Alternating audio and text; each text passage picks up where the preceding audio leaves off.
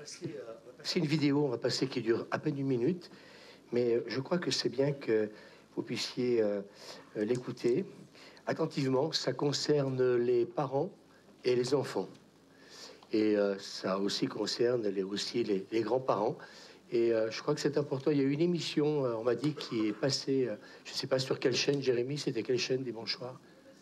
Sur la 6. Donc si vous voulez revoir cette émission, et là c'est donc, ils en parlent pendant 1 minute, mais écoutez bien, et puis peut-être qu'on fera quelque chose dans cette direction-là. Voilà, merci. Les parents, il faut absolument que vous regardiez cette vidéo et que vous la partagiez à vos amis qui ont des enfants. Parce que ce qui est arrivé à ce petit garçon, ça peut arriver à tous les enfants. Il menait une vie complètement normale. Là, il se balade dans un magasin de jouets. Tout à l'heure, il jouait avec son oiseau. Là, il fait du sport, il joue au basket. Bref, une vie complètement normale pour un enfant de son âge. Et il fait des bêtises comme tous les enfants de son âge. Alors, qu'est-ce qui lui est arrivé ? Eh bien, ce qui lui est arrivé, c'est que ses parents ont fait l'erreur de lui acheter un iPad. Regardez la différence de comportement. Il ne fait plus de sport, il s'isole et il pique une crise de nerfs dès qu'on refuse de lui donner son iPad. Alors, pour éviter d'en arriver là, pas d'écran avant 3 ans. Limitez le temps d'écran de vos enfants au minimum et surtout, donnez-leur le bon exemple quand vous rentrez à la maison. Posez votre téléphone et ne le touchez plus jusqu'à demain.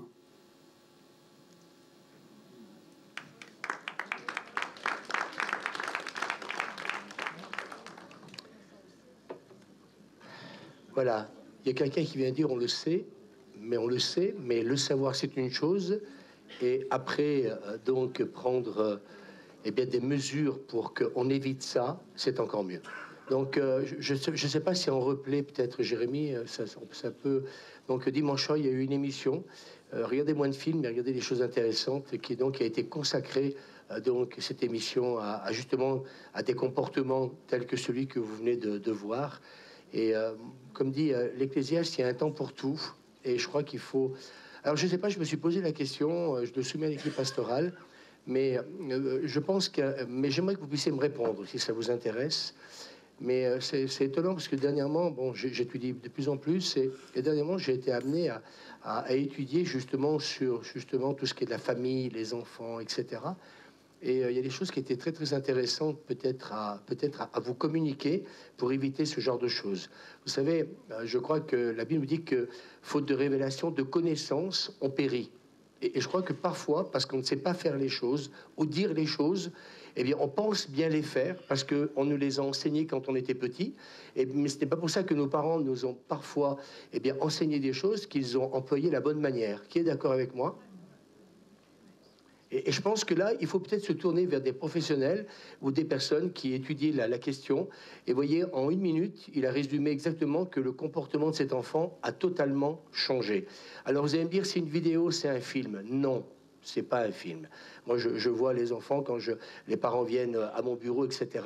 Un enfant qui est capable de rester assis tranquillement, et puis un enfant qui est constamment, on va dire, un enfant bouge-bouge. Alors, il faut peut-être se poser la question, pourquoi un enfant, parfois, est un enfant bouge-bouge ? Eh bien, il y a des réponses à donner là-dessus. Et je crois qu'aujourd'hui, le train de vie que les familles, vivent, eh bien, c'est pas le train de vie d'il y a 50 ans, 60 ans en arrière, où la femme ne travaillait pas quasiment. Qui est d'accord avec moi ? Alors, je ne suis pas en train de vous dire que nous sommes contre que la femme travaille. Il faut toujours, respirer un bon coup. Ça va vous faire du bien. Mais peut-être qu'il y a peut-être une manière d'adopter la vie familiale autrement. Que le mari, là je vais me faire assassiner, passe le balai, fasse la vaisselle et le reste, c'est bien. Et c'est pas interdit de le faire. Moi je le fais. Ça me dérange absolument pas. Et il y a des choses que Jeanne fait, des choses que je fais aussi à la maison. Et ça me dérange pas de préparer un repas, repasser, etc. Oui, mais c'est bien. Donc on partage les choses. On est en France. Voilà. Dans d'autres pays, la culture est autre. Moi, je suis en France. Alors, je préfère mieux vivre ma culture que celle des autres, ou profiter peut-être de la culture des autres pour faire passer le message à sa femme. Alors, je vais revenir à une chose. Est-ce que ça vous intéresserait peut-être qu'un dimanche matin, on fasse un petit déjeuner de 9h30 à 10h, Et puis après, ce qu'on pourrait, c'est peut-être traiter un peu cette question-là, la famille. Je me suis dit, vous savez, nos cultes, et je m'adresse aux responsables, il ne s'agit pas de dire, ouais, les choses nouvelles. Ouais, bah, écoutez, il faut être rempli de l'esprit. Suzanne et moi, nous sommes donc un homme et une femme de prière. Et si c'est pour prier, simplement pour prier, pour qu'il y ait la paix dans le monde, oui. Mais en même temps, on a besoin de prier aussi pour que Dieu nous révèle aussi peut-être ses stratégies. C'est le dimanche matin qu'il y a plus de monde dans l'église. Alors c'est peut-être là qu'il faut.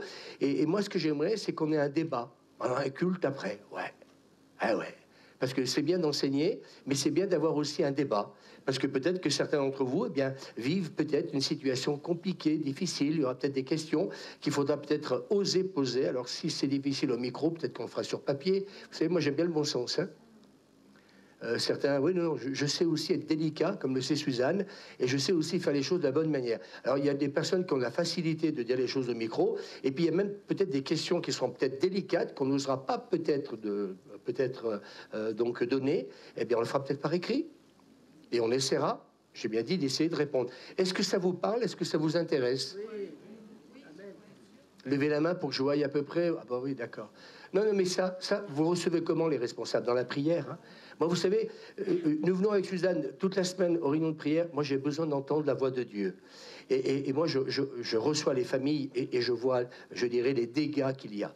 Et je me dis, à un moment donné, il y a des comportements qu'il nous faut changer pour que quelque part, eh bien, on reproduise pas. Est-ce que d'accord, quelqu'un est d'accord avec moi, pour ne pas reproduire ce que nos parents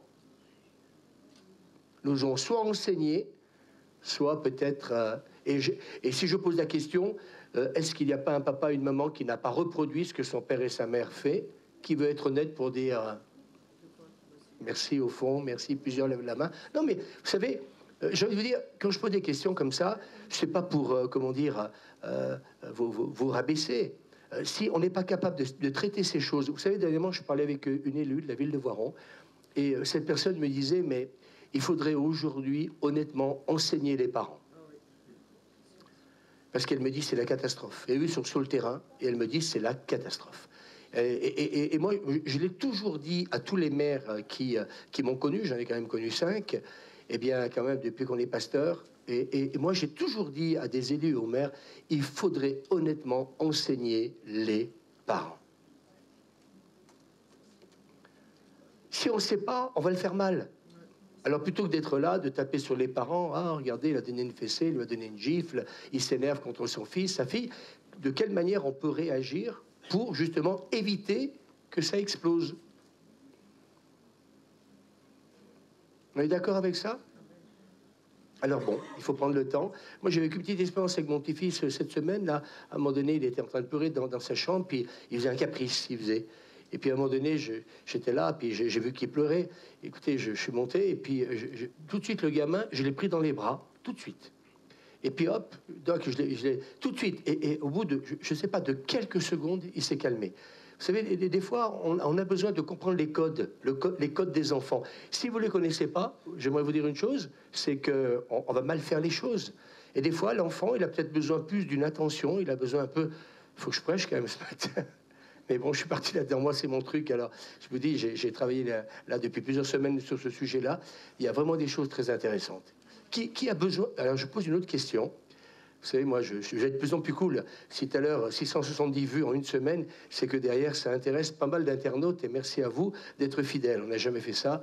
Eh bien, j'ai envie de dire une chose. J'ai envie de dire ce matin, qui est intéressé, peut-être par le fait que quelque part, on vous aide dans cette peut-être quête de vouloir avoir des enfants et des petits-enfants, eh bien, qui ne se retrouvent pas à 16 ans, 17 ans, 18 ans, dans la drogue, l'alcool, la pornographie, le meurtre, la prison et tout le reste.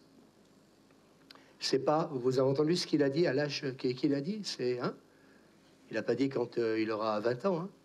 Alors je pense que, vous voyez, on a besoin de comprendre les choses. Vous êtes intéressé par ça? Donc on essaye d'entrevoir. On verra avec l'équipe pastorale mercredi.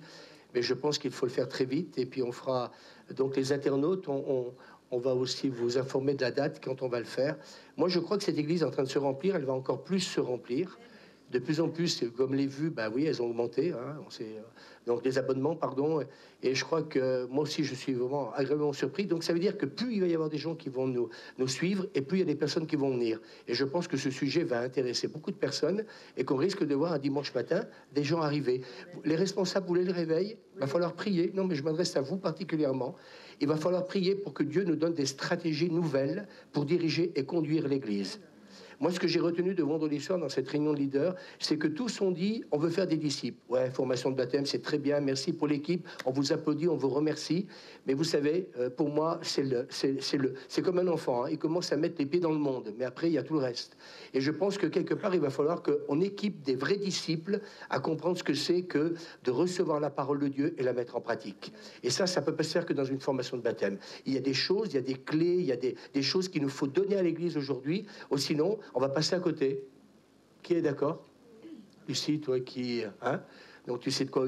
Alors on verra après, peut-être qu'il pourrait y avoir aussi d'autres interventions que votre pasteur, mais je pense que ça peut être intéressant. Moi, j'ai envie qu'on aide les familles aujourd'hui. Elles en ont besoin. Moi, j'en ai marre de voir et d'entendre des suicides par-ci, par-là. Et les suicides, c'est pas que des gens de 40 ans, de 60 ans ou de 90 ans. Il y a beaucoup de jeunes aujourd'hui. Et dans l'émission que Jérémie m'a dit, eh bien, écoutez, à cause, justement, de ces choses-là, et le portable, il y a d'énormes suicides de la jeunesse à cause de cet outil. Comme je dis, vous savez, avec un marteau, on peut planter un clou, mais avec un marteau, on peut tuer quelqu'un. Moi, j'aime cette image. Alors, il ne faut pas le jeter à la poubelle, mais il faut peut-être eh bien l'utiliser à bon escient. Voilà, ce matin, je voudrais aborder des choses qui me parlent. Et il faut des fois, en tant que prédicateur, il faut changer de Kelton. Il faut savoir des fois faire les choses autrement. Puis pendant la louange, le Seigneur m'a parlé sur un texte que j'avais donné et il manquait encore quelque chose d'autre. Alors je ne sais pas ce qui va se passer, mais est-ce que ce matin, on s'engage dans la voie du surnaturel? Vous avez envie ce matin qu'il se passe des miracles, des guérisons pendant la prédication? On a parlé de baptême du Saint-Esprit, on l'a annoncé. Moi, je ne sais pas ce qui va se passer, mais ce que je sais ce matin, c'est que je me suis pris du 380 à côté. Moi, j'ai envie de vous dire, écoutez, ne venez pas prioter, que ce soit le groupe de louanges, l'équipe pastorale. Et vous tous, on n'est pas là pour dire, ah, Seigneur, bénis le culte. Il faut, à un moment donné, les violents s'emparent du royaume de Dieu. On a décidé à 9h du matin, maintenant, c'est dire, on va prier maintenant. Mais oui, on va prier, mais on va comment dire, réclamer l'action du Saint-Esprit. Moi, ce matin, ce que j'ai envie, c'est que demain, on nous dise, il y a 1000 personnes qui nous écoutent en une semaine. 2000 personnes. Oui, mais ils vont nous écouter pourquoi? Ah, parce qu'on connaît bien notre Bible. Non, parce qu'il va y avoir eh bien, des démonstrations de l'action de Dieu. Et c'est ce qu'on a besoin. Moi, j'ai envie de vous dire, il faut qu'il se passe quelque chose au niveau de la jeunesse. Vendredi soir, il y avait Octavio Bermeo, le pasteur de Chambéry, Actes, qui disait que quand le réveil est arrivé en Colombie, je pars dans toutes les directions ce matin, mais vous me le permettez. De toute façon, ce sera comme ça, ce ne sera pas autrement, les plaisante. Eh bien, il est en train de dire, voilà, d'un seul coup, il y a eu la réconciliation des églises. Il y a eu une démarche de pardon, de réconciliation. Et je voudrais vous dire ce matin, il faut vivre la réconciliation dans l'Église. Il faut vivre l'unité dans l'Église. Parce que quelque part, eh bien, ils n'étaient pas dans l'unité. Et parce qu'ils n'étaient pas dans l'unité, eh bien, mes amis, eh bien, la drogue, il y avait des meurtres, il y avait plein de choses qui se passaient. Alors moi, j'ai envie de vous dire ce matin, eh bien, écoutez, ce qu'on va faire, c'est qu'on va peut-être réaliser que le réveil, c'est pas simplement parce que j'ai un titre dans l'Église.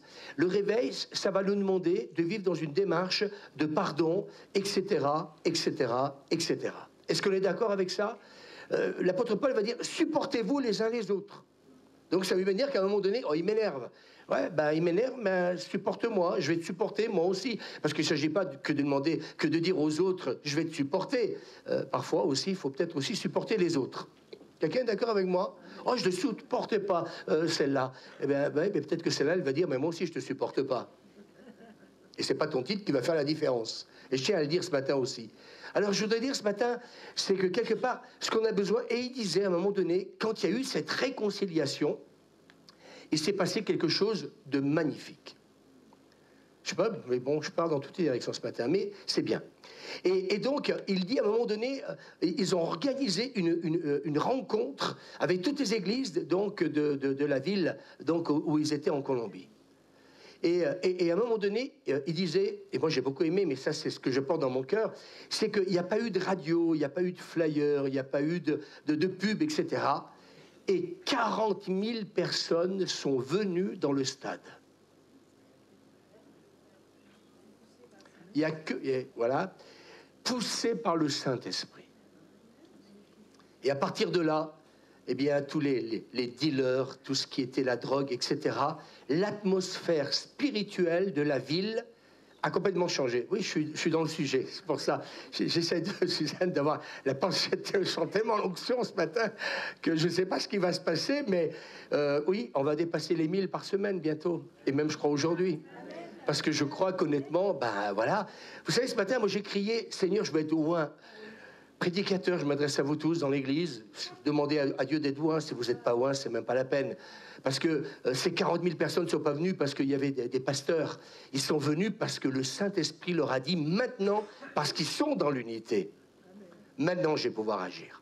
Dis à ton voisin, c'est parce que... Et là, ce matin, ce message, il est juste. C'est parce qu'ils ont été dans l'unité que... Et en fin de compte, eh bien, avec les églises de la région, on a décidé aujourd'hui de faire les choses dans la continuité. Ce qu'on a fait, c'était bien, mais le Saint-Esprit nous a guidés dans les églises donc, de toute la région maintenant de travailler donc, pour le salut des âmes. Et pour 2025 est prévu eh bien, qu'on travaille ensemble pour aller dans cette direction. Et vendredi soir, nous étions là, donc avec, c'était pas une réunion d'église, c'était donc une soirée donc avec les pasteurs de la région, ils sont venus, et puis il y avait donc les équipes pastorales, et puis on a vraiment vécu un moment extraordinaire. Parce que je crois que simplement ce travail d'unité qu'on a fait, alors c'est vrai que, on va être franc, les églises n'ont pas vraiment suivi. Alors, on est resté un peu, je dirais, un peu sur notre faim, mais c'est pas ça qui était le plus important. Le plus important, c'est que déjà, on fasse un travail de réconciliation et de pardon. Et moi, quand je vois la relation qu'on a avec tous ces pasteurs, moi, je trouve ça fantastique. Est-ce qu'on peut dire amen ? Et je crois que vendredi soir, on a vraiment vécu... Moi vendredi soir, vous savez, on a cette salle là-bas, on l'a baptisée, la salle Louis Bilotti. Vous ne le saviez pas, non? Alors il faut peut-être vous promener dans l'église et vous allez voir, c'est le nom de notre mécène, celui qui nous a, comment dire, eh bien, prêté une somme d'argent pour plusieurs années, sans intérêt dans une banque, vous auriez payé des intérêts, surtout sur une somme de 300 000 euros. Et puis, on a commencé à le rembourser. Vous voulez la faveur de Dieu? Ben, vous voulez l'avoir. On a commencé à le rembourser 2 ans après.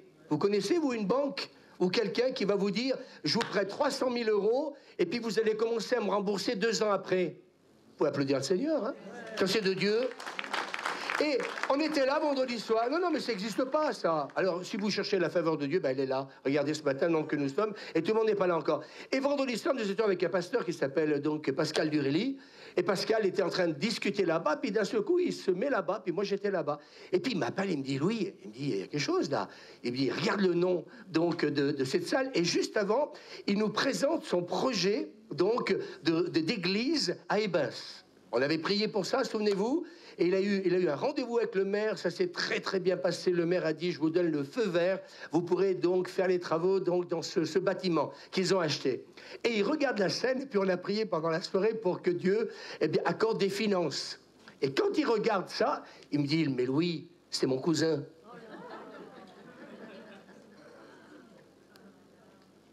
Mais quand vous venez à la Cité Lumière, vous êtes bénis, hein? Amen. Et il me dit, et il ne revient pas, il me dit, mais mon frère le connaît très très bien.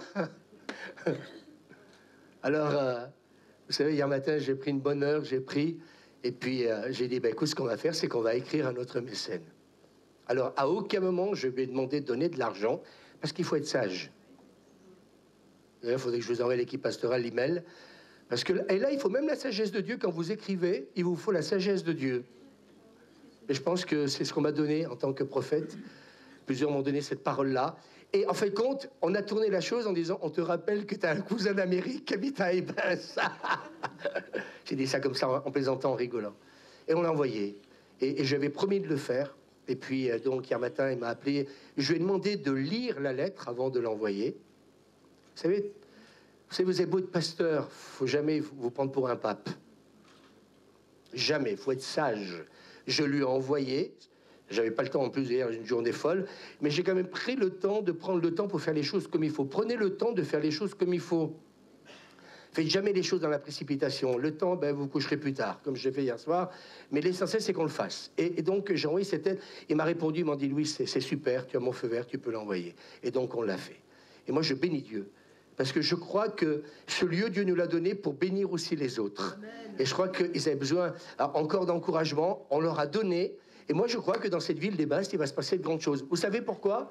Parce qu'il y a donc Pascal Durelli? Non. Je vais vous dire pourquoi. Parce qu'il y a Louis Lombardo avec Suzanne ici? Non.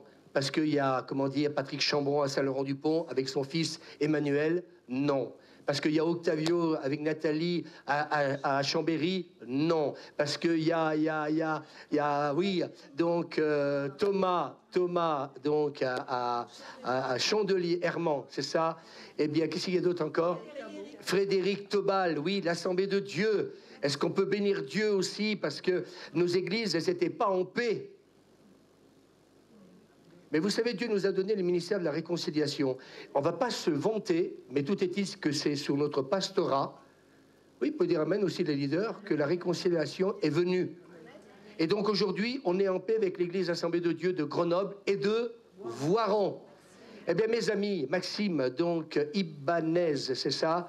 Et donc, nous sommes en paix. Alors, nous sommes en droit de nous attendre à un réveil, parce qu'il y a 3 prophétesses en plus qui ont prophétisé là-dessus.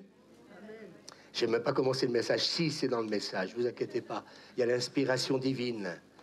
Mais ça va venir dans ce que je vais dire, parce qu'il y a des choses qu'il faut qu'on fasse. Vous savez, Dieu ne peut pas vous révéler, je m'adresse à l'équipe pastorale et à vous tous, il ne peut pas nous révéler des choses. Une fois qu'il nous les a révélées, il faut être dans l'action. Parce que sinon, si vous faites que prier, oh, dans la semaine, moi je viens prier, vous savez, c'est bien, oh, dimanche matin, je prophétise, c'est bien. Non, après, il faut aller dans l'action de ce que Dieu vous révèle. Moi, cette semaine, j'ai fait que ça. J'ai mouillé la chemise. Il y a des choses que j'ai fait que je n'aurais jamais fait dans le passé. Hein, on peut le dire, ça, pour un côté, etc. Jamais j'aurais fait ça. Mais je le fais pour beaucoup d'entre vous. On peut dire, merci Seigneur, Moïse, son appartement, ça y est, il l'a eu. Amen. On se bouge. Il y a eu Christina, on attend. Bah, il y a Pauline aussi, qui a eu aussi son appartement à la Murette. Voilà. On a des personnes qui déménagent pour venir ici, mais ça a été prophétisé. Pauline, je te le dis, on a reçu un jour une prophétie que des gens allaient déménager pour venir ici travailler dans l'église. C'est bon de se rappeler les paroles prophétiques. Vous en faites partie tous les deux là-bas. Vous avez quitté Paris. Paris s'éveille. Bah écoutez, Voiron s'éveille aussi. Alors voilà, et ils sont venus aussi. Puis il y en a d'autres qui vont arriver, je le prophétise. Moi je crois même des ministères qui vont arriver, Suzanne. Parce que moi je prie pour ça aussi. Oh, pourquoi pas que dans l'église? Ben, il y a l'église, puis il y a les autres. Comment il s'appelle notre Américain comment il s'appelle, celui qui est de Bethel, qui est venu une fois avec le groupe de jeunes à la Non, Jacques Perry, voilà. Oui, c'est lui, voilà. Eh ben, il a fait un sacré pari en venant ici plusieurs fois. Et puis, en fait, compte, eh bien, Dieu, un jour, le Seigneur lui dit, tu arrêtes ton église.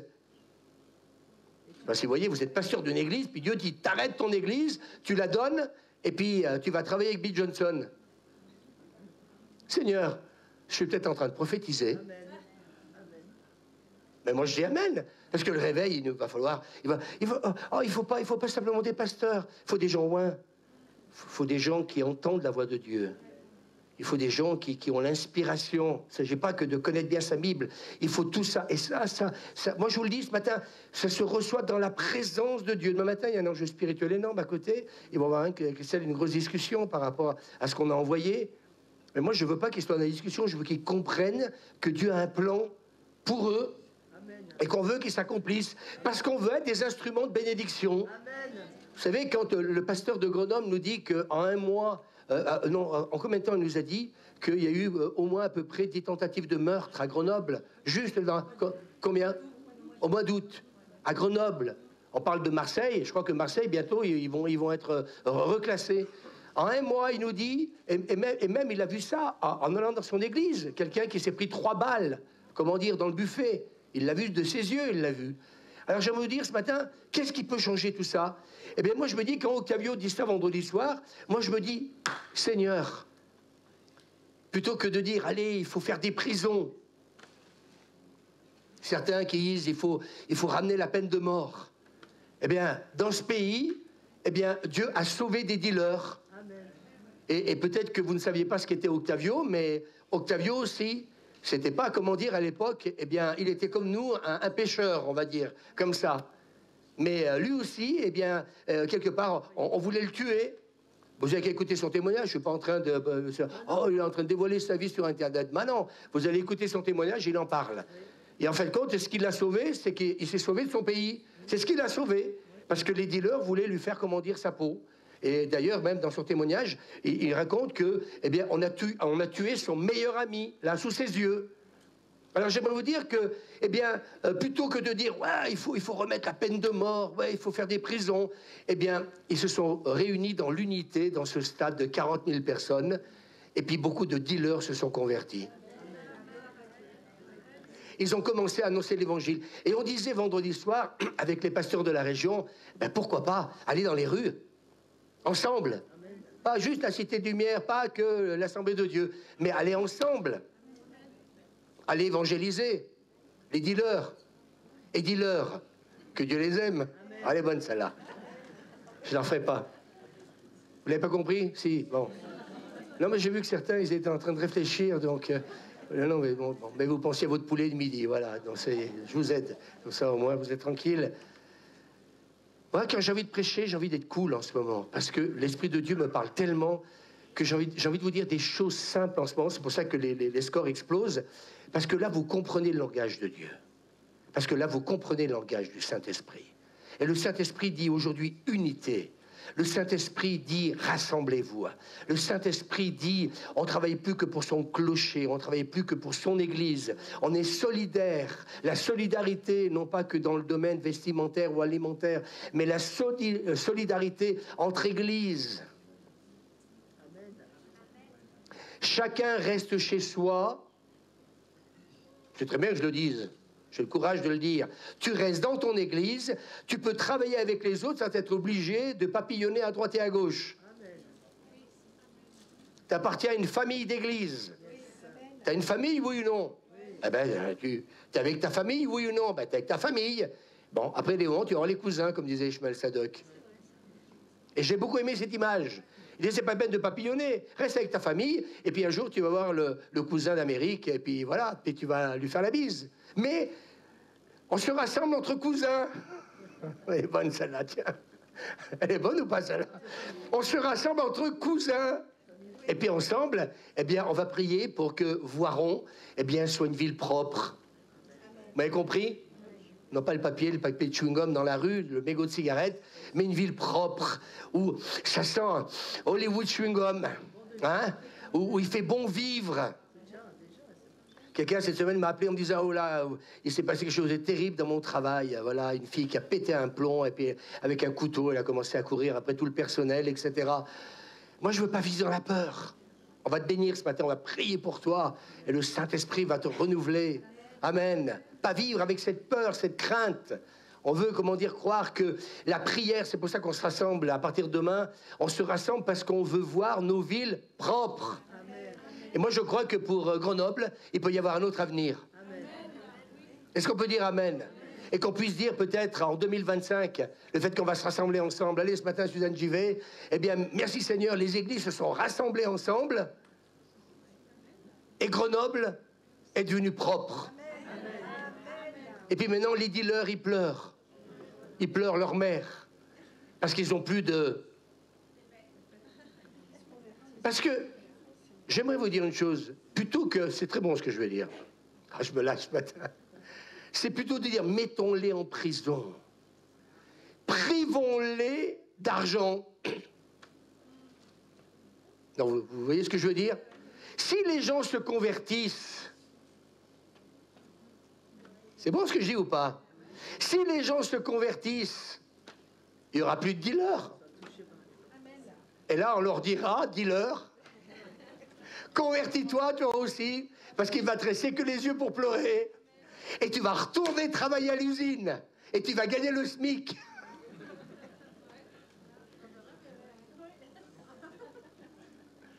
Vous dites pas amen, mais oui. Faut renvoyer les gens au travail plutôt que de nous pourrir notre jeunesse, nous détruire notre jeunesse et puis les gens. Vous savez, je suis pasteur, j'en entends tous les jours. Si vous savez tout ce que je sais, vous tomberiez par terre et Voiron n'est pas plus préservé qu'ailleurs. Alors j'aimerais vous dire, oui, on veut des villes propres. Et il faut que ceux qui leadent aient la pensée de Dieu si nous voulons rentrer dans la dimension du réveil. Et vendredi soir, eh bien, je crois que le message est bien passé. Oh, on a passé une bonne soirée. Moi, je veux dire aux responsables, moi, ça ne m'intéresse pas de passer des bonnes soirées. Moi, ce que je veux, c'est repartir avec une direction divine. Moi, c'est ça le plus important. Et quand on voit la relation de cœur qui a commencé avec tous ses amis pasteurs, moi, je trouve ça fantastique. Et c'est eux qui viennent vers nous aujourd'hui. Alors là aussi, il y a quelque chose qu'il faut comprendre. Et cette semaine, je relisais 5 prophètes qui ont prophétisé sur l'Église, en insistant tous, et c'est des prophètes avec des ministères internationaux. Vous savez, quelqu'un donne une prophétie, vous vous dites, ouais, 2, 3, 4, 5, 6, et pas des moindres, qui disent que cette Église est, est en devenir d'être une Église apostolique. Moi, je le crois, de plus en plus. Et je le crois parce que les gens me téléphonent, parce que je vois les choses en train de se produire. On ne peut pas tout vous dire comme j'aimerais vous dire des fois, mais il se passe quelque chose. On peut dire amen? Alors croyons que quelque chose est en train d'arriver. Le psaume 33, verset 9, si on peut le mettre, Jean-Frédéric, s'il te plaît, car il parle. Et ce qu'il dit arrive. Il l'ordonne. Et elle existe. Elle se réalise. Je le redis, moi j'aime cette version. Car il parle, et Dieu parle. Dieu parle. Et ce qu'il dit arrive. Il ordonne. Et elle existe. Elle se réalise. Et moi je crois que Dieu a le pouvoir d'appeler à l'existence ce qui n'existe pas encore. Amen. Même si les choses ne se sont pas encore réalisées sous nos yeux, elles sont en train d'arriver. Dieu est en train de les amener à existence. Je veux donner cette parole à l'équipe pastorale et à toute l'Église. J'ai réalisé par ce texte-là que Dieu parle et que la chose, amen, arrive. Il l'ordonne et elle existe et elle se réalise. Et je voudrais dire ce matin à ceux qui parfois, quand nous prions pour vous et que vous n'êtes pas guéris instantanément, je vais vous enseigner ce matin là-dessus, mais après il va falloir que je revienne sur le début de la prêche. Vous voyez, ce matin, le Seigneur peut faire de la gymnastique, c'est bien, mais je veux être prêché dans l'esprit. Et en fin de compte, eh bien, je viens de vous dire que même si encore dans le monde physique, on ne voit pas la chose encore en train de se réaliser, le texte est clair, ce qu'il dit arrive, il l'ordonne et elle existe et elle se réalise. Le Seigneur, il n'a pas tout créé en une journée. Mais par contre, il a fait que parler. Et à fur et à mesure qu'il a parlé, la chose s'est réalisée. Dites avec moi, à fur et à mesure que Dieu a parlé, les choses, il les a amenées à existence. Alors j'ai envie de vous dire ce matin, laissez Dieu parler et laissez-lui le temps de parler. Et agissez une fois qu'il a fini de parler. Et laissez-le amener à existence dans le temps qui lui appartient, ce qu'il a ordonné d'arriver. Est-ce que vous me suivez? Alors peut-être qu'elles ne sont pas encore réalisées dans le monde physique, mais mes amis, la foi, eh bien, nous permet de croire dans ses promesses et de vivre, écoutez-moi bien, en fonction de ce qu'il a, lui, déclaré. Dites avec moi, vivre en fonction de ce que Dieu a déclaré. Jean va dire au chapitre 1er, tout est venu à l'existence par la parole. Moi, j'aime bien changer de version. Tout est venu à l'existence par la parole. Et rien de ce qui est venu à existence n'est advenu sans elle. Moi, je suis en train de réaliser que cette parole, c'est une puissance. Et ce matin, eh bien, on va le voir. Ce matin, Suzanne m'a fait rire, ce matin. C'est une femme exceptionnelle. J'aime les gens de l'esprit, moi. Et Suzanne me dit dans la voiture, on va se fâcher quand même. On va dire au Saint-Esprit, comment tu m'as dit? Elle ne va pas oser le dire. Si. Si? Comme ça que Oui. Nous, on demande, mais c'est à lui d'agir. Oui, oui, mais tu l'as dit un peu d'une manière plus secouée. En gros, t'as intérêt à agir, quoi. C'est son boulot, hein, il a intérêt. Voilà. Et quand elle m'a dit ça, je lui ai dit, mais elle a raison. Alors j'ai répété comme elle, oh Saint-Esprit, t'as intérêt à agir, hein. Vous inquiétez pas, on a beaucoup de respect pour la personne du Saint-Esprit. Mais on a envie que ça bouge. On a envie qu'il se passe quelque chose. On a envie que ce matin, le feu, j'ai presque envie de vous dire, nous brûle les fesses sur la chaise. Qu'on soit excité, qu'il se passe quelque chose. Alléluia, que Mélanie, le Saint-Esprit va tomber sur toi. Et puis qui va, voilà, parce que Dieu amène sa parole de vie à existence. Alléluia, mes amis. Je reviens, jure sur Jabez, ce qu'il a dit. Il s'est adressé à Dieu pour dire, moi, je ne veux plus vivre dans le passé. Et puis, en fin de compte, eh bien, il y a une chose, moi, qui me parle depuis que j'ai prêché sur ces choses-là. C'est il faut qu'on se débarrasse de toutes ces pensées négatives. Ou celles et ceux qui les ont prononcées sur notre vie. Est-ce que vous réagissez depuis que vous avez écouté ces messages? J'espère qu'on réagit par rapport à ça. Amen. Alors il faut que Dieu transforme, dis à ton voisin, notre manière de penser. Et hier matin, le Seigneur m'a donné ce mot pendant la réunion de prière, on était nombreux et je me suis fait du bien. Il faut que nos pensées, elles s'alignent avec le ciel. Dites-le avec moi. Il faut que mes pensées s'alignent avec le ciel, mais qu'elles s'alignent avec la parole de Dieu. Et si à un moment donné, je dis des choses qui ne sont pas selon ce que Dieu dit dans sa parole, alors ça veut dire que je ne suis pas dans un véritable alignement de sa parole. Et si je ne suis pas dans l'alignement de sa parole, tu ne peux pas recevoir l'exaucement. D'où l'importance de revenir à la parole de Dieu. Ça vous parle? Quelqu'un a dit, nos pensées influencent notre comportement. C'est vrai ou pas? Donc, il faut cultiver du persil, du basilic. Non, c'est cultiver des pensées positives. Est-ce qu'on peut dire amen? Alors, mes amis, je continue. Romains chapitre 4, verset 17. Dieu qui donne la vie aux morts et qui appelle les choses qui ne sont pas comme si elles étaient. On peut dire amen? Alors moi, je continue dans ce message parce que je voudrais revenir sur quelque chose qui m'a vraiment parlé, qui va vous faire du bien. Oh, on a prié pour moi. Je ne suis pas guéri. Et le Seigneur m'a donné 2 textes. Dans l'évangile de Luc, chapitre 17, verset 12, et on va le mettre, et puis on va prendre le temps quelque part de le lire. Et puis, il est question des 10 lépreux. Vous connaissez le texte? Il est mis. Comme ils entraient dans un village, 10 lépreux vinrent à sa rencontre, se tenant à distance, ils élevèrent la voix et dirent « Jésus, Maître, aie pitié de nous ». Dès qu'il les eut vus, il leur a dit « Allez vous montrer au sacrificateur ». Et pendant qu'ils y allaient, et ça, j'avais jamais vu ça, moi je vais donner ma version, quand Jésus a déclaré aux 10 lépreux qu'ils étaient purs, la lèpre était toujours visible ou non sur leur peau? Oui ou non? Elle était toujours visible. Et il dit « Allez vous montrer au sacrificateur ». Mais il a prononcé une parole, oui ou non? Alors ce qui est intéressant, ils sont partis certains de leur guérison, et en fin de compte, c'est en chemin qu'ils sont devenus purs. Alors moi je me dis 2 choses. La foi vient de ce que l'on entend. La parole que Jésus va nous donner, il faut un certain temps que le fût du canon il puisse chauffer. Il faut un certain temps pour que notre esprit, écoutez-moi bien, c'est pour ça que moi je vous conseille, ne vivez pas la vie chrétienne avec votre corps et avec votre âme, vivez-la avec l'esprit, parce que Dieu parle à l'esprit. Les émotions, c'est autre chose, on en parlera un jour, c'est très intéressant.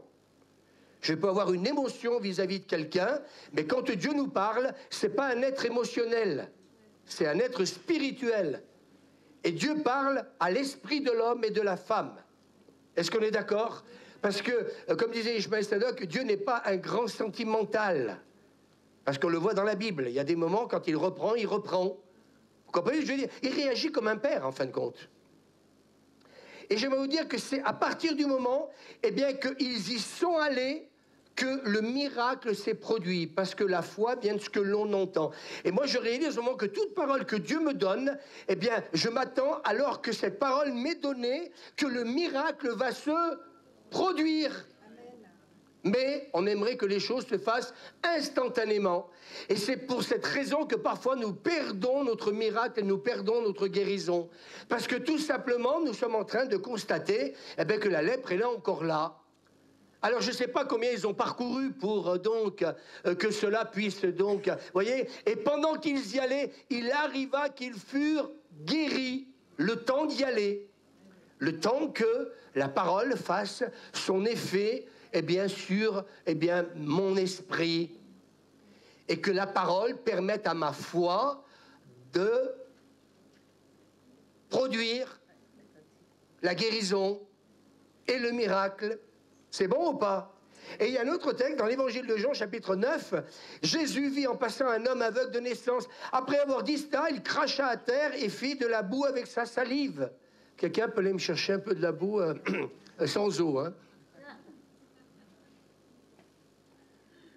Il cracha à terre et fit de la boue avec sa salive. Puis il appliqua cette boue sur les yeux de l'aveugle et lui dit « Ah, ah, ah. » Je suis sûr que vous le pensez tous. Mais je sens un esprit d'hypocrisie là dans l'auditoire. Tout. Là.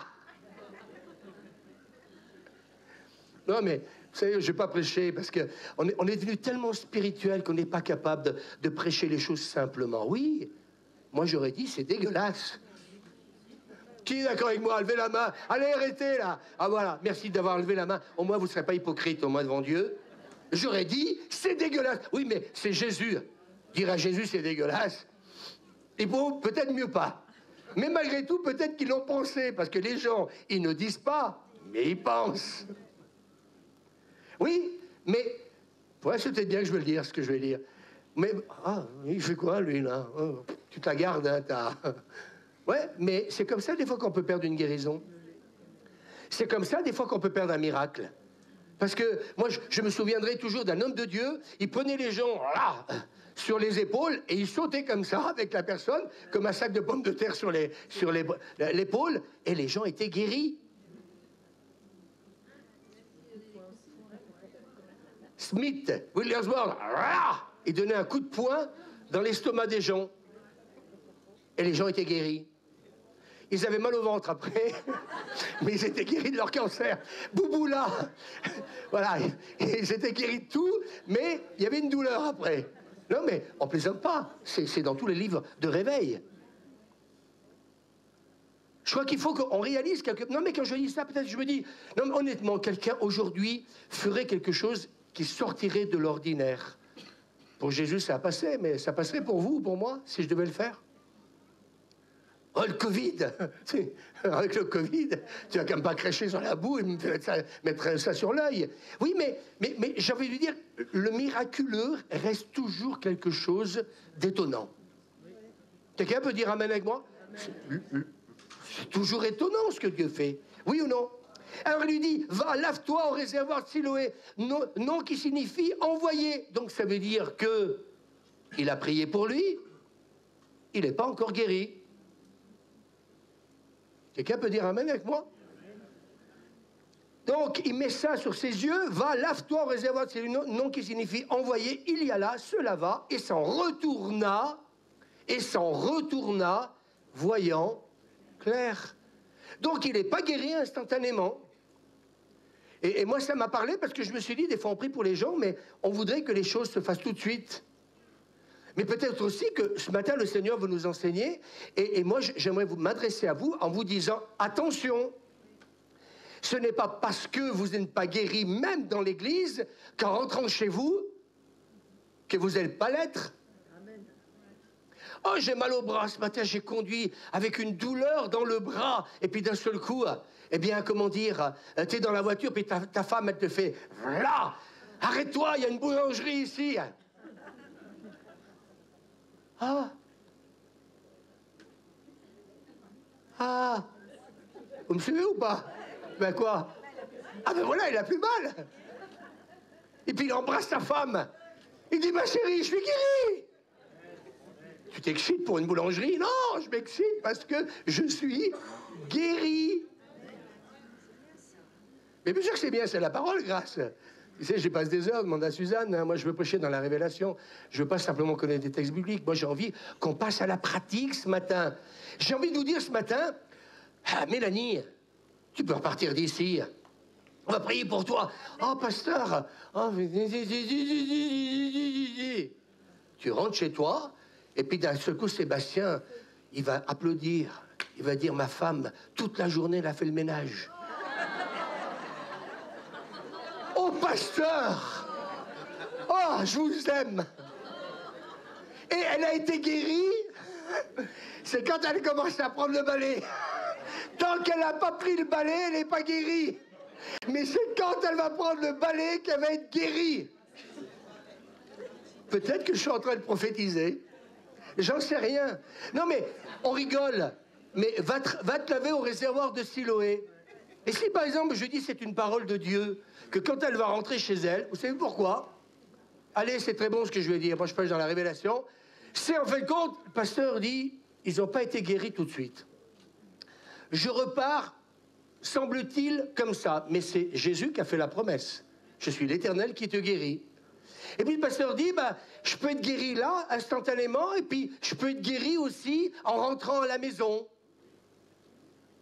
Puis j'arrive à la maison, puis je suis pas bien encore. Et puis d'un seul coup, je vais chercher le balai, l'appel. On a reçu l'appel, tu le sais. Et elle commence à balayer, puis d'un seul coup, toute la maison. Et puis, Sébastien, j'ai 10 chemises à repasser. Alors, elle va pas lui dire, tu repasseras. Il va pas lui dire, tu repasseras. Et puis, elle obéit à la parole de l'homme de Dieu. Que quand j'aurai balayé, j'aurai repassé. Qu'est-ce qu'on peut lui rajouter encore? Il y a grâce, elle me dit, oh, ça suffit. Non, moi, je trouve que... Oui, Sébastien? Ah, voilà. Et quand elle aura repas la chambre, quand elle aura fini à 3h du matin, Sébastien va se lever de son lit. T'as fini? Oui, j'ai fini. Et comment ça va? T'as pas encore fini? Il y a le garage à ranger. Voilà. On va la mettre dans une voie de garage. Mais je plaisante, mais j'enseigne ce matin. Il faut qu'on revienne à la simplicité de la parole. Il faut regarder la parole de Dieu un peu. La foi vient ce que l'on entend. Ça ne répond pas tout de suite. Notre esprit, il est tellement pollué par des pensées négatives, par tout ce qu'on entend tous les jours. Dire, ouais, il est aveugle. Ah ouais, il va se laver au réservoir de Siloé. Ah, il m'a craché donc sur mes yeux avec de la boue. Et puis, en fait, quand je vais être guéri, vas-y, marche par la foi. Voilà, fais ce pas de foi. Et je sais pas, moi, sur la guérison, je crois que ce matin, il va se passer des choses. Maintenant, là où je prêche. Je vais clore le sujet. Mais je crois qu'il y a des guérisons qui sont en train de s'opérer. Quelqu'un qui est malade, là? Lève ta main. Et puis dis-le ce matin, hein, Françoise. Tu vas sortir d'ici. Alléluia. Et puis tout va être remis en place. On va aller casser la côte à Saint-Égrève, là-bas, à Buffalo. Et puis, on va manger un bon steak, on va manger. Et puis, d'un seul coup, hop, tac, elle va rentrer à la maison, elle va faire le ménage. Voilà la bonne nouvelle. Elle dit quoi, Suzanne? Parce qu'elle aura la frite. Parce qu'elle aura la frite. Ah, voilà donc. Karine n'est pas là. Elle ne pourra pas manger son poulet aujourd'hui. Non mais, vous voulez que je vous dise, vous voulez quoi? Que je vous prêche en hébreu et en grec? Ça va vous foutre une tronche comme ça. Moi ce matin, je suis en train de vous dire, c'est tellement simple, mais je crois, parce que l'onction est sur moi ce matin, il y a quelque chose que Dieu est en train de faire maintenant alors que je vous parle. Je crois que certains vont rentrer chez eux, et puis ils vont vivre le miraculeux à la maison. Moi, je prêche. Ma responsabilité, c'est de prêcher. C'est de dire au Saint-Esprit, maintenant, t'as intérêt à agir. Mais il agit. Mais pourquoi? Parce que Jésus nous a dit qu'on recevrait une puissance. Elle est en nous. Oh, donne-moi la puissance. Mais tu l'as, la puissance. Le temps que vous êtes en train de dire, donne-moi la puissance. Mais le Seigneur dit, mais je ne peux pas te la donner parce que tu l'as déjà reçue. Quand tu as reçu quelque chose. Vous voyez comme le Seigneur est en train de nous faire changer les choses? La bonne déclaration, dites avec moi, j'appelle les choses qui ne sont pas comme si elles étaient. Est-ce qu'on peut dire Amen? Alors, il faut adopter pour notre guérison une attitude positive. Merci Seigneur. Et quand je regarde la maladie que j'ai, je visualise... Ah non, mais j'ai travaillé le message. Je visualise ma guérison. Une fois que j'aurai fait tout le ménage à la maison, je visualise ma guérison. Non, mais je ne crois pas, honnêtement, quand j'ai réétudié ces deux textes, ils n'ont pas été guéris tout simplement parce que Jésus a prié pour eux. C'est que quand Jésus leur a donné la parole, ils l'ont reçue, ils l'ont cru. Le Saint-Esprit a communiqué, la foi à leur esprit. Et à partir du moment où ils sont dans l'obéissance, qu'ils font ce que Jésus leur dit, eh bien, ils rentrent, ils font ce qu'il faut, et ils sont guéris en même temps. Ce matin, moi, je crois que plusieurs peuvent repartir guéris. Sans l'imposition des mains comme il suit. Quelqu'un a dit, et ça j'aime ça, je ne nie pas la maladie,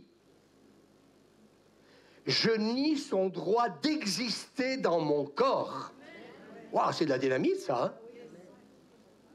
Pas beau ça? Ah non, mais moi je vous donne des clés, hein? Parce que j'ai pas envie que...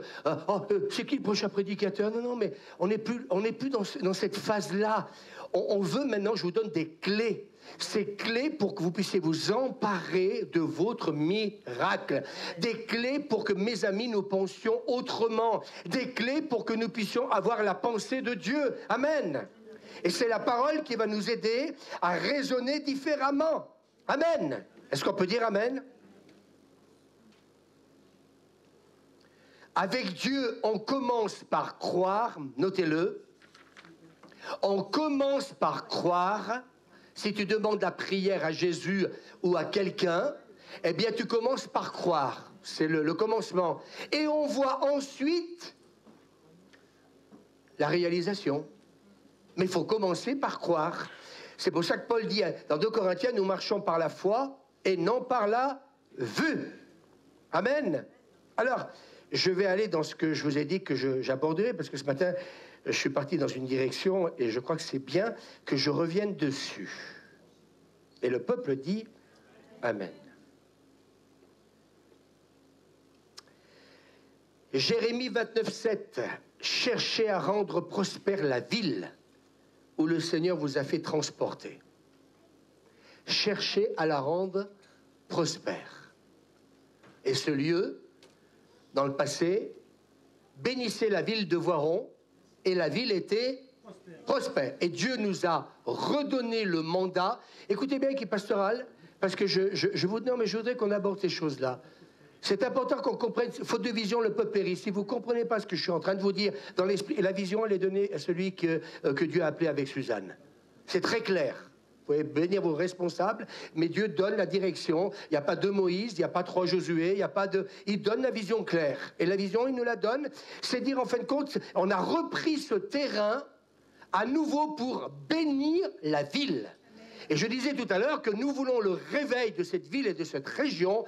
On veut, mes amis, que ce soit une ville paisible, une ville qui va retrouver, le repos.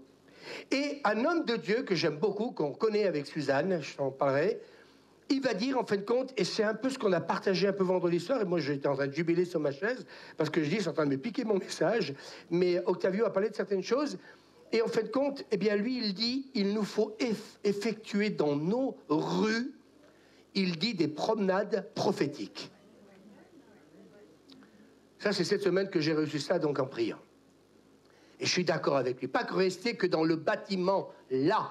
j'ai envie de vous dire, allez dans des lieux parfois, eh bien, où Dieu va nous donner des paroles inspirées. On y a été samedi passé à MV38 et on a été marcher là-bas dans le bâtiment. Nous étions une quarantaine, je crois que nous étions 35. Et on a marché donc sur le terrain, vous garez vos voitures. Et on a prophétisé. On a prophétisé qu'on brisait la malédiction et puis que, en fin de compte, eh bien, que Dieu redonne la prospérité eh bien, à ce lieu, et que tout ce qui est, comment dire, démoniaque, eh bien, au nom de Jésus, on prend autorité pour que ça dégage de cette entreprise et que nous apportions la bénédiction de Dieu. Qui croit qu'il est quelqu'un qui apporte la bénédiction partout où il va, la faveur de Dieu? Et nous avons donc prié, Seigneur, rends à nouveau cette société prospère, peut-être par un autre acheteur, mais Seigneur, on appelle la faveur sur cette entreprise. Parce qu'il y a 24 employés, et puis qu'on n'a pas envie, enfin si vous étiez chef d'entreprise, hein, Lionel, tu l'as été, eh bien je pense que tu aurais pleuré ta maman et tout le reste, si quelque part tu aurais dû fermer la boîte. C'est vrai ou pas? Un vrai chef d'entreprise, il va pleurer, c'est quand à un moment donné, il ne peut plus, comment dire, continuer l'activité. Alors mes amis, eh bien mes amis, et là c'est là qu'il nous faut, comment dire, eh bien parfois prophétiser certaines choses qui vont amener un changement. Grenoble devient une ville et Chicago, eh bien non, elle ne va pas devenir une ville et Chicago. On va avec nous, nos amis, eh bien on va les prophétiser sur la ville de Grenoble. Et puis là, Voiron, et puis Chambéry, et Bince, Saint-Laurent-du-Pont. Et on va prophétiser des belles choses. Oh non, c'est dur à Saint-Laurent-du-Pont. Oh, c'est dur à Voiron. Non, on va prendre la parole de Dieu. Et puis on va prophétiser cette parole, les amis. Vous m'entendez, les responsables? C'est important, il faut qu'on comprenne ce que Dieu est en train de nous dire en ce moment. On va le faire quand ça? On va le faire dans 10 ans. Maintenant, il faut le faire. Et je veux continuer. Vous savez pourquoi? Pour que l'atmosphère de nos villes, elle change. Moi, je ne veux pas être celui qui va me laisser polluer tous les jours en parlant d'un pays où, comme je disais tout à l'heure, eh bien, il y a des suicides, il y a la drogue, il y a l'alcool et le reste, des familles, comment dire, qui sont en train de se détruire. J'ai envie de dire, Seigneur, Dieu nous a donné l'évangile, c'est pour annoncer une bonne nouvelle. On veut changer, moi. Enfin, je sais pas, vous me voyez prêcher, je suis plus le même. Je sens, Suzanne, une telle révélation dans la prédication et des clés que Dieu me donne. Ça se travaille parce que j'ai supprimé la télévision à 90%. Parce qu'elle me prenait du temps. Quand j'entrais le soir, je mangeais un petit bout et puis tac, on fait comme tout le monde, on se met devant la télé. Et puis la télé fait que vous endormez devant, et puis les heures passent. Et moi j'ai dit non, Seigneur, maintenant je vais consacrer mon temps, si je le sais, à la parole de Dieu. Mais non pas que la parole, parce que, comme j'ai dit tout à l'heure, si c'est que de la connaissance, si c'est pour engranger, écoutez bien, je vous le dis ce matin, et c'est que pour engranger de la connaissance, mais s'il n'y a pas le réma de la parole, vous allez en mettre plein la vue aux autres, mais moi, c'est pas ce qui m'intéresse ce matin. Vous voyez, ce matin, vous êtes excité, je vois là. Et puis, vous voyez que vous prenez les choses. Moi, je le sens quand l'auditoire, Suzanne, prend les choses. Et puis donc, il dit qu'il a commencé donc à prophétiser dans les rues. Écoutez-moi bien ce qui s'est passé. C'est bien ça qu'on dise à nos amis. Il dit, ils ont prophétisé dans leurs rues, et le banditisme et le trafic de drogue, et donc il dit, dans la soirée qui a suivi, eh bien, il dit qu'il y a eu une rafle de la police qui est arrivée, et ils ont embarqué tous les dealers. Ça s'est passé en France. Vous voyez, on est même étonné alors que je dis ça. On ne devrait pas être étonné. Dieu nous a donné sa parole. Il nous a donné son autorité. Nous avons la puissance du Saint-Esprit. Nous avons des paroles prophétiques que Dieu va nous donner par le Saint-Esprit. Et moi, j'ai dit au Seigneur, mais Suzanne, moi, je ne sais pas prophétiser. Mais le Seigneur me dit, mais si tu n'es pas en mouvement, si tu n'es pas en action, qu'est-ce que tu vas prophétiser? Et moi, je me rends compte que je prie complètement différemment. À côté, Dieu me donne des paroles. Maintenant, quand je prie sur le terrain, quand on a prié l'autre jour, Dieu m'a donné des choses, comment dire, extraordinaires. Mais parce que j'étais sur le lieu où Dieu voulait qu'on soit. Amen. Amen. Dieu veut que tu sois dans le lieu où tu dois être. Et si tu es au bon endroit, eh bien, commence à ouvrir ta bouche. Et l'esprit prophétique va venir sur toi. Et tu vas commencer par bénir la ville. Amen. Et donc, ils sont allés, vous voyez, et ça je le dis depuis longtemps, à toutes les portes de la ville. Toutes les portes de la ville, on en a parlé vendredi soir, ça fait longtemps que je le dis, ça, oui ou non? Je ne dis pas des bêtises, ça se confirme. Donc vous voyez, écoutez, vous avez un homme de Dieu en face de vous, et puis ils ont pris même le chauffard, et ils ont déclaré, oh, ça y est, ils ont reçu une parole prophétique, mais compliquée. Non, ils ont simplement dit, cette ville appartient à Jésus. Oh, il fallait chercher tous les prophètes de France, hein, parce qu'il faut qu'ils prophétisent. Non, non, non, non. Ils ont simplement déclaré que cette ville appartient à Jésus. On peut dire amen. Et puis ils ont même eu l'audace, même en plein centre de la ville. Eh bien, écoutez, vous savez ce qu'ils ont fait? Ils ont pris le pain et le vin. Oui, c'est bien sûr, grâce. Moi, je suis excité. Moi, j'ai envie de me dire, je crois au réveil encore plus aujourd'hui que hier. J'espère que vous êtes excités ce matin. Si vous ne l'êtes pas, eh bien, demandez au Saint-Esprit de vous révéler les choses. Parce que quand l'Esprit de Dieu vous parle, vous êtes excités. Quand l'Esprit de Dieu vous parle, je ne suis pas un excité, non, c'est l'Esprit de Dieu. Vous savez, quand Samson était, comment dire, saisi par l'Esprit, eh bien, mes amis, c'était plus le même homme, hein.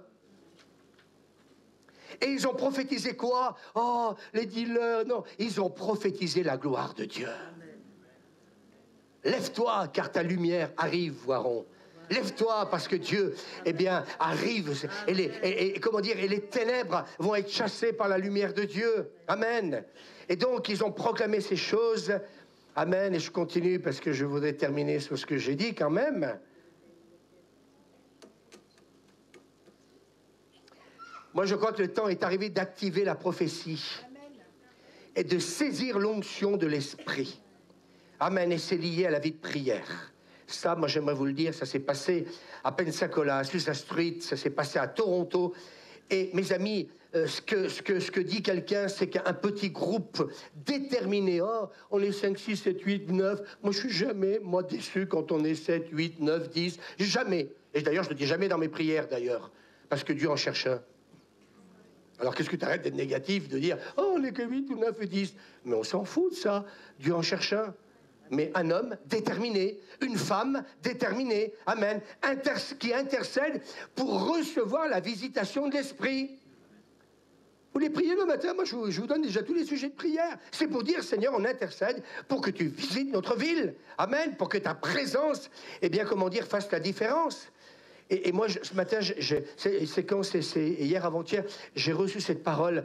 Dieu appelle son peuple à rejoindre tous les Jean-Baptistes de la terre. Les Jean-Baptistes qui préparent le chemin du Seigneur. Et moi, quand j'ai reçu ça cette semaine, mais ça m'a fait du bien. On est là pour préparer la venue du Seigneur. Parce que quand c'est lui qui va prendre les choses en main, écoutez-moi bien, je prophétise, ça c'est noté, c'est enregistré. Mais quand ça va arriver, vous direz, votre pasteur a prophétisé ce jour-là, les Jean-Baptistes, ils préparent la venue du Seigneur pour leur ville, Amen. Pour leur église, pour leur ville et pour leur pays. C'est notre ministère. Préparons le chemin du Seigneur. Il arrive. Amen. Et il cherche des personnes prophétiques, donc des intercesseurs qui vont, mes amis, eh bien, faire en sorte que l'évangile du royaume de Dieu, eh bien, puisse inclure la délivrance, la guérison. Il y a quelqu'un qui peut aider, voilà. Hein, vous inquiétez pas, le Seigneur est là. Amen, on va lui donner, voilà. Ça y est, si on peut l'aider, levez-vous un peu des fois. Voilà, pour aider. Merci Seigneur. Alors je disais, on continue. Il y a une chose qui est importante ce matin, c'est que quelque part, eh bien, on comprenne que, eh bien, le Seigneur veut vraiment, et je voudrais terminer cette prédication ce matin de cette manière-là, l'Esprit de Dieu veut remplir plusieurs.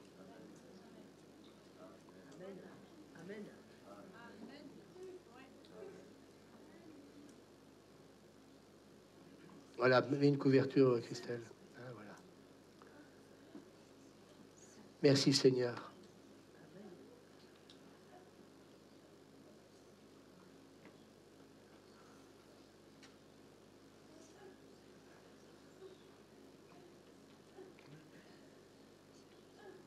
On visualise ce que j'ai dit tout à l'heure sur elle. On visualise ce que j'ai dit tout à l'heure. Parce que j'aimerais vous dire une chose. Vous savez, quand vous êtes archi malade, vous n'êtes pas bien. Si justement ce que je vous prêche ce matin, vous n'êtes pas en train de le visualiser, vous voyez la chose, elle ne se produira jamais. Visualiser, c'est dire, j'ai une crise, mais je visualise, Mélanie, que la crise va s'arrêter. Et que Dieu va me guérir. OK? Est-ce que vous le croyez? Amen. Laissons l'Esprit de Dieu faire son travail. Merci Jésus. Vous savez, moi tous les jours, Suzanne peut vous le dire, je reçois que des personnes cassées, avec toujours, tous les jours, c'est des mauvaises nouvelles au téléphone. Mais si je n'avais pas ce que je suis en train de vous prêcher ce matin, même les leaders, je crois que beaucoup arrêteraient. Parce que c'est trop. Suzanne peut vous le dire. Moi j'ai des suicidés, j'ai des gens qui sont jusqu'à là dans l'épreuve. Mais vous savez, ma manière de réagir, c'est je visualise que Dieu, et ce matin quand je vois certaines personnes qui sont venues au culte, je me dis, ben, ils sont venus chercher la solution en Dieu. Amen. OK?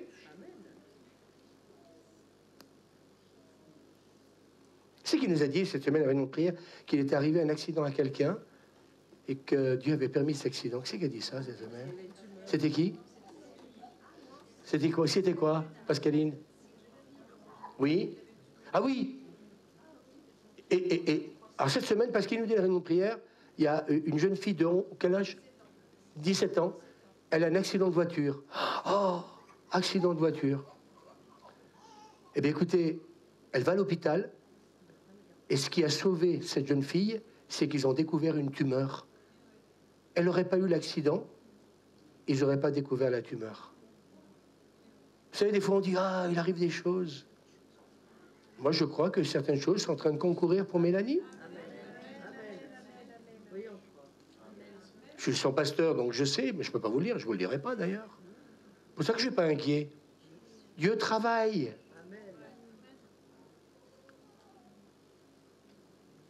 Dans le bonheur, réjouis-toi. Dans le malheur, réfléchis. C'est peut-être le moment de mettre ta vie en règle avec Dieu. C'est peut-être le moment de revoir vos priorités. C'est le moment de laisser travailler les professionnels. Vous savez, si honnêtement je ne vivais pas ce que je vous prêche ce matin, j'aurais déjà arrêté le ministère depuis longtemps. Vous pouvez demander à Suzanne. Vous savez, s'occuper de personnes dans votre église qui pourraient être au chômage demain, vous croyez que pour un pasteur, c'est Alléluia? Et puis je ne vous parle pas de tout le reste. Les bagarres dans les couples, dans les familles, les enfants. Ce que je suis en train de vous prêcher ce matin, je vous conseille de réécouter le message. Je ne peux pas vous le prêcher si je ne suis pas rentré dans cette dimension-là. Je visualise les choses autrement. Et je m'attache à la parole de Dieu. Et je crois que ce matin, Mélanie peut rentrer chez elle complètement guérie. Et je le confesse. Parce qu'elle est dans la maison du Seigneur. Parce que nous sommes ensemble. Parce que nous sommes dans l'amour et dans la compassion. Et qu'on ne laisse surtout pas l'inquiétude prendre le dessus. Alors, comment il réagit le pasteur? Ben, je réagis en homme de Dieu. Est-ce qu'on peut dire Amen? Alors je termine en disant, Paul arriva à Éphèse, chapitre 19, verset 1er, ayant rencontré quelques disciples, il leur dit, avez-vous reçu le Saint-Esprit quand vous avez cru? Ils lui répondirent, nous n'avons même pas entendu dire qu'il y ait un Saint-Esprit. Et nous voyons dans la Bible que quand il y a le baptême d'eau, va suivre aussi le baptême du Saint-Esprit. Parfois, ça arrive aussi avant, mais l'Église primitive mettait l'accent sur le rôle du Saint-Esprit. Et Acte 1, chapitre 8, vous nous dit, vous recevrez une puissance, le Saint-Esprit survenant sur vous. Amen. Et vous serez revêtus de force. On peut dire Amen? Et j'aime cette version dans Matthieu qui nous dit, vous serez baptisés du Saint-Esprit, immergez-les au nom du Père, du Fils, et cette version, je ne l'avais jamais vue, on pourrait dire du Saint-Esprit, immergez-les au nom du Père, du Fils et du souffle sacré. Waouh! Bon d'étudier, hein? Et puis, mes amis, eh bien, il nous a parlé de Saul, qui va devenir Paul après. C'est Jésus qui t'est apparu sur le chemin. Ainsi, tu vas retrouver la vue et tu seras rempli du Saint-Esprit. Et je termine par ce texte, et après, on va prier. C'est pourquoi, moi, je vous le dis, demandez et on vous donnera. Cherchez et vous trouverez. Frappez à la porte et on vous ouvrira.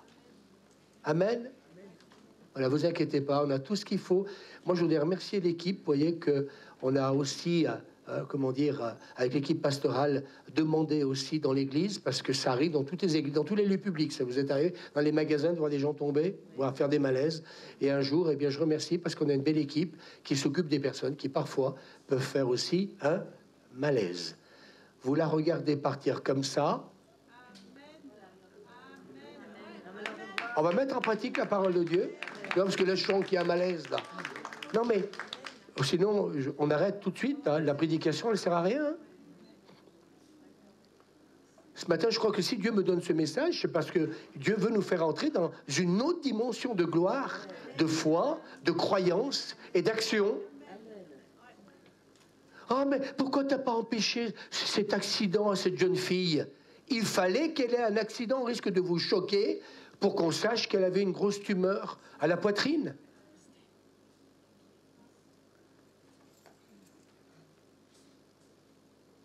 Moi, j'aimerais vous dire personnellement, je parle pour moi, à chaque fois que j'ai été malade, que ce soit quand j'ai été piqué par la tique et puis quand j'ai eu mon cancer et d'autres choses aussi, Suzanne peut vous le dire, à chaque fois Dieu m'a parlé. Et à chaque fois, il m'a rétabli. À chaque fois.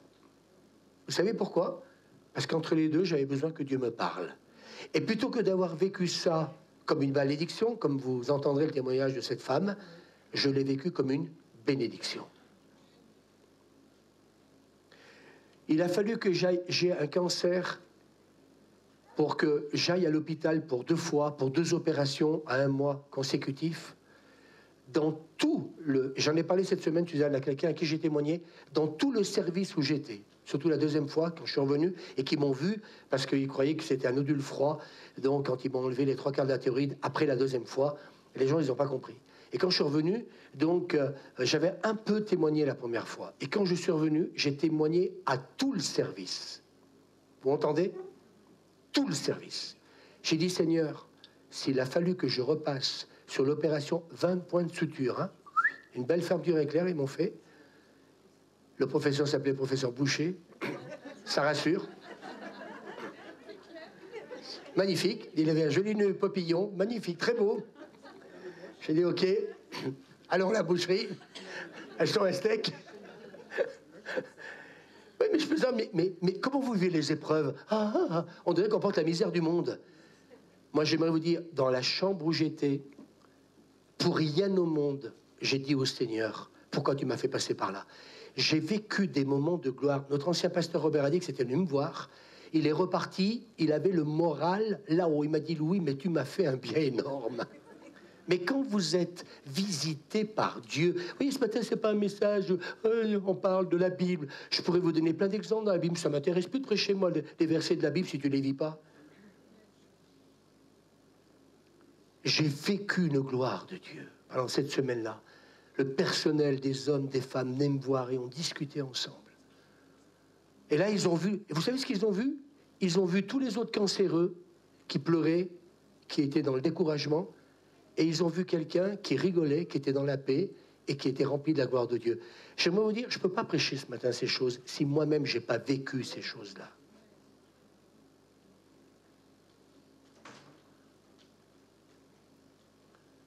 Sébastien, on reste sur ce qu'on a dit, hein? On reste sur ce qu'on a dit. Amen. Amen.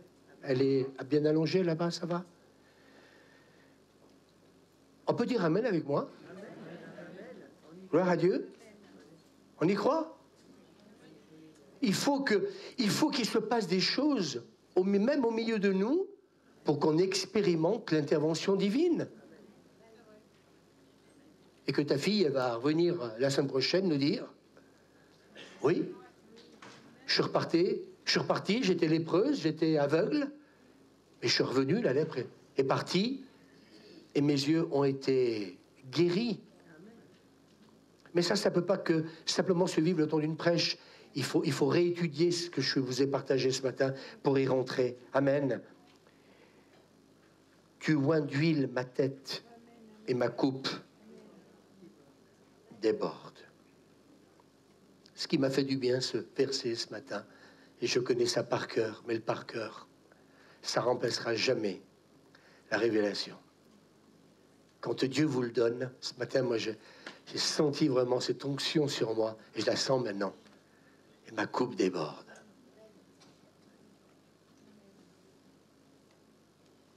Pourquoi le pasteur, il n'a pas prié pour elle?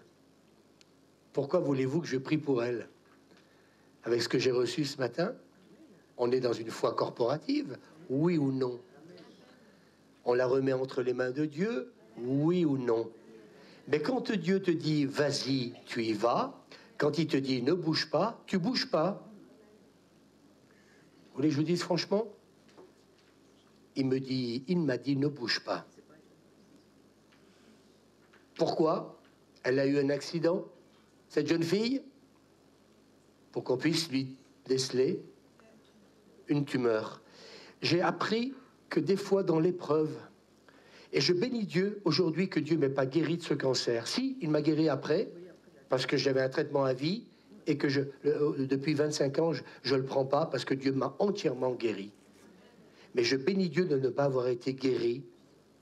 Et pourtant, je peux vous assurer que quand on vous fait 6 points la première fois et 20 après, qu'on vous couche une table d'opération et que vous avez la tête qui est carrément renversée en arrière, là, parce qu'il faut dégager le cou, pendant une semaine, vous avez mal aux vertèbres des fois, vous avez mal au cervical, je peux vous assurer que pendant une semaine, j'ai chanté « Alléluia, gloire à Dieu ». Mais par contre, je bénis Dieu d'être passé par là. Je le dis franchement aujourd'hui, je bénirai l'Éternel en tout temps. Il y a des moments, pendant, c'est pas évident. Mais ce que je sais une chose, c'est que je crois que ce temps que j'ai vécu pendant cette opération-là a donné à ma vie un sens et un but nouveau, une révélation de qui est Dieu réellement, même quand vous n'êtes pas entièrement guéri. Le miracle ne s'est pas produit pour m'enlever la tumeur, elle s'est produite après, quand il a fallu que dans mon cœur je reçoive qu'il fallait que je stoppe ce traitement. Et je me dis, voyez, des fois le curseur, c'est lui qui est souverain. Parfois, il y a peut-être quelque chose que tu ne vas pas recevoir. Je continue encore à prêcher dans la révélation. Parfois, des choses ne seront pas données là, maintenant, pour cette situation-là, mais elle te sera donnée par la suite. Moi, je bénis Dieu que le Seigneur m'ait guéri de ce traitement. Parce que je me souviens que même Robert, il ne comprenait pas pourquoi je venais plus faire des travaux à l'église, etc.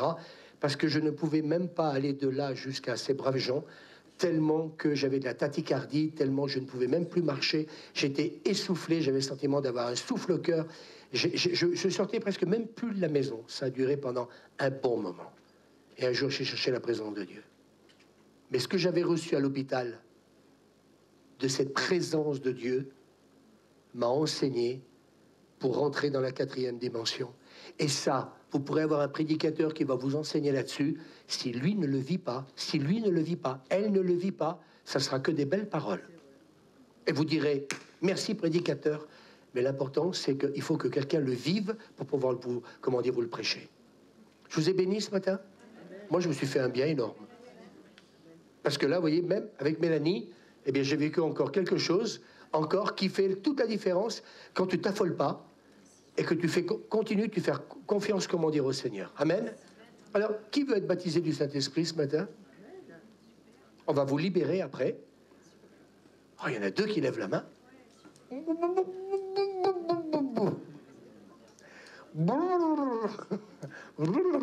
y en a certains qui réfléchissent. Non, mais c'était la pensée de Dieu. Mais je vais regarder quelqu'un qui va me faire... Il va me tuer tout à l'heure. Mais, vous voulez, je redise le message. C'est en allant voir le sacrificateur, c'est en allant au réservoir de Siloé qu'ils ont été bénis. Et là, je ne plaisante plus. C'est en venant devant que tu peux être baptisé du Saint-Esprit. À Gourou Gourou, les internautes, ils sont encore là avec nous. Que Dieu vous bénisse. Diffusez le message, ça fera du bien à beaucoup de personnes, j'en suis convaincu. Et puis, on vous dit à dimanche prochain. Amen.